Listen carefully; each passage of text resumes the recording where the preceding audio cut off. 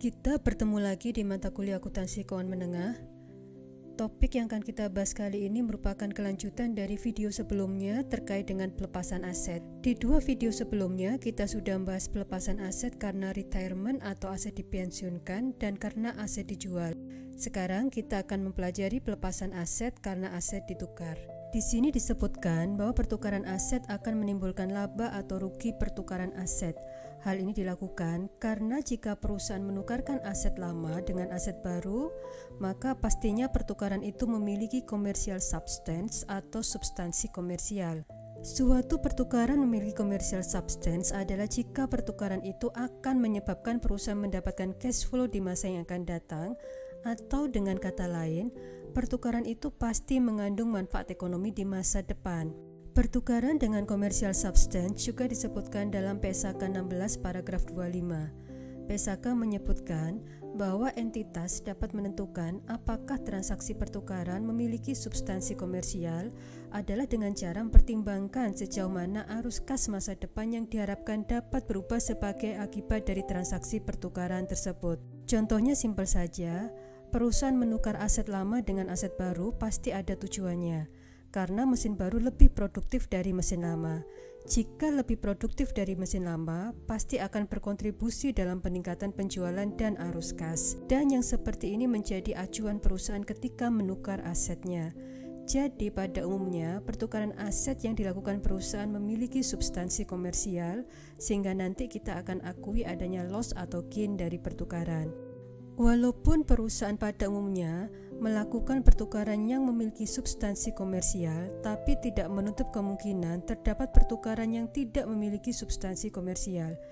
Jika kita sudah paham maksud pertukaran yang memiliki substansi komersial dan contohnya tadi, kita bisa membayangkan pertukaran yang tidak memiliki substansi komersial.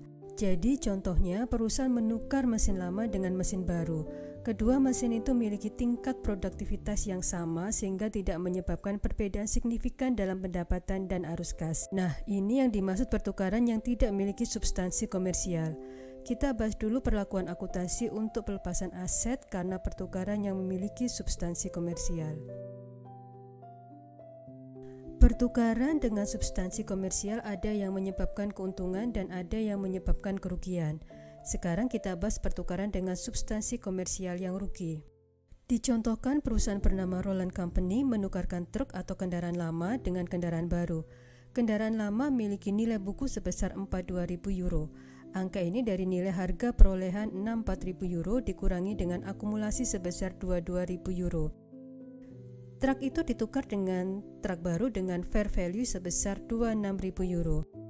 Fair value itu ditentukan dengan banyak cara, salah satunya adalah dengan faktor pasar atau harga pasar.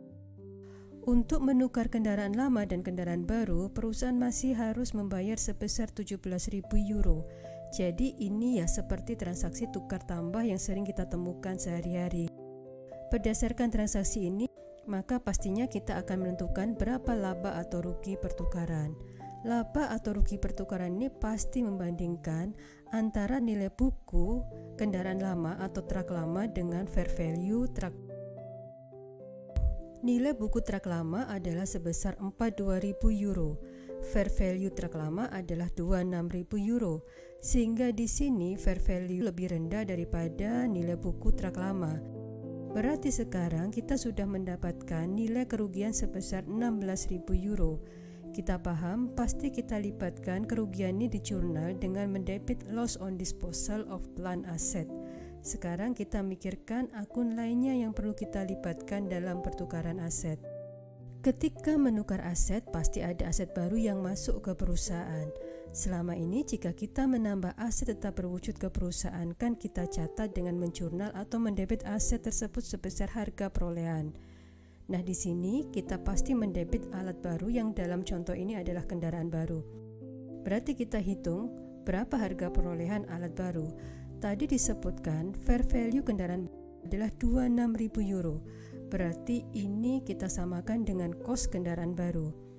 Tapi tadi di soal juga disebutkan ada tukar tambah, di mana perusahaan di samping menukar kendaraan lama dengan kendaraan baru, perusahaan masih harus membayar sebesar 17.000 euro.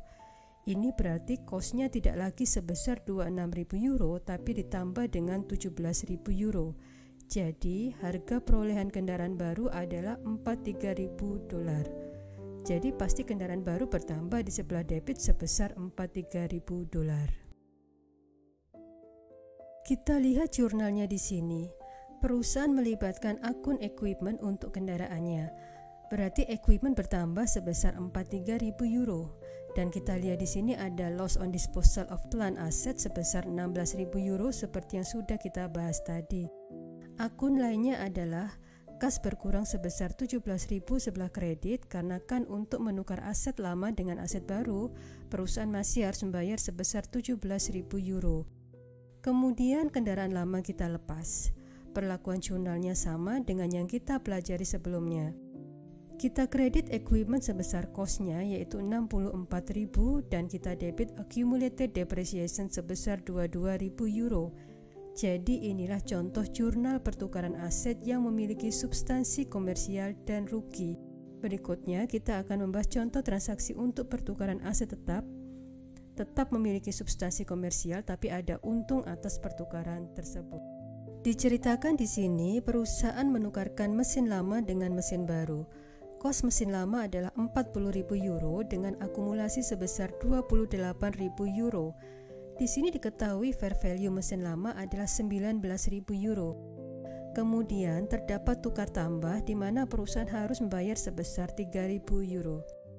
Sekarang pekerjaan kita adalah mencari berapa laba pertukaran aset dengan cara membandingkan nilai buku mesin lama dengan fair value. Nilai buku mesin lama adalah harga perolehan 40.000 euro dikurangi dengan akumulasi penyusutan sebesar 28.000 euro sehingga nilai buku mesin lama adalah 12.000 euro. Baik, sekarang kita berarti bandingkan nilai buku mesin lama sebesar 12.000 euro dengan fair value mesin lama sebesar 19.000 euro. Sehingga dapat kita ketahui nilai buku lebih rendah daripada nilai pasarnya yang berarti ada gain atau keuntungan. Sehingga ada gain on disposal sebesar 7.000 euro. Dari dua contoh transaksi yang sudah kita pelajari, perhitungan gain or loss atas pelepasan aset karena pertukaran adalah dengan membandingkan nilai buku aset lama dengan fair value atau market value, bukan dengan cost atau harga perolehan aset baru. Sekarang kita ke tahap selanjutnya yaitu menentukan berapa harga perolehan mesin baru. Untuk kasus ini, harga perolehannya fair value mesin lama ditambah dengan kas yang dibayarkan, jadi 19.000 euro ditambah 3.000 euro. Berarti harga perolehan mesin baru adalah 22.000 euro. Sekarang kita buat jurnalnya. Pastinya kita debit peralatan baru sebesar cost yaitu 22.000 dan kita akui laba dengan cara mengkredit gain on disposal of plant asset sebesar 7.000 dolar. Kemudian kita hilangkan alat lama dengan cara dikredit sebesar 40.000 euro dan akumulasinya juga kita hilangkan di debit sebesar 28.000 euro. Dan terakhir kita kredit kas sebesar 3.000 karena untuk menukarkan aset ini kita masih harus membayar sebesar 3.000 euro. Sampai di sini kita sudah paham perlakuan pertukaran aset yang memiliki substansi komersial dengan kondisi laba dan rugi. Kita juga paham bahwa ketika pertukaran itu ada laba, maka kita akan langsung mengakui adanya gain on disposal of plant asset. Demikian juga jika rugi, kita mengakui adanya loss on disposal of plant asset.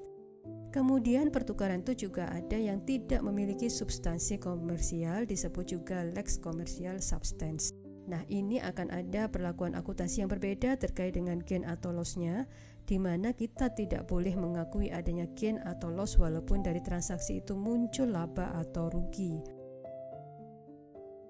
Kita masih menggunakan contoh yang sama yang sudah kita pelajari di pertukaran dengan commercial substance. Tadi kan jurnalnya seperti ini jika ada gain. Nah, jika transaksi ini tidak memiliki commercial substance, maka kita tidak boleh mengakui adanya gain ini. Gain akan kita kurangkan dari nilai aset baru. Jadi jurnalnya, debit equipment tidak lagi sebesar 22.000 tapi kita kurangkan dengan laba sebesar 7.000, berarti equipment debit sebesar 15.000 euro. akumulasi peralatan lama tetap kita debit sebesar 28.000 euro, peralatan lama tetap kita kredit sebesar 40.000 euro, dan kas kita kredit sebesar 3.000 euro.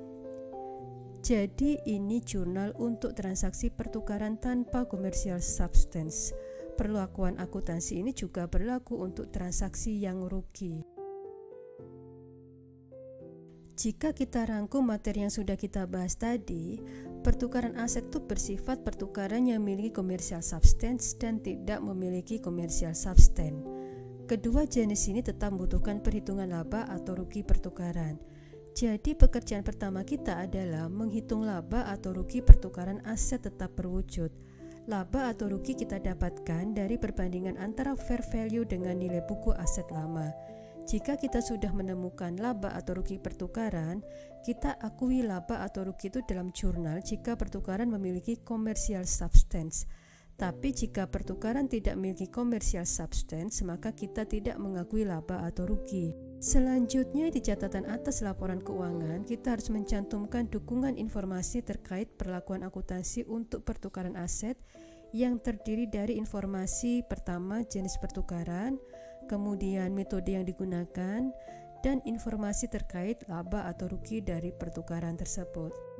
Kita sudah membahas lengkap perlakuan akuntansi untuk pelepasan aset. Berarti sampai di sini kita paham akuntansi pelepasan aset karena retirement, karena dijual, dan karena ditukar. Materi selanjutnya berhubungan dengan revaluasi aset tetap berwujud.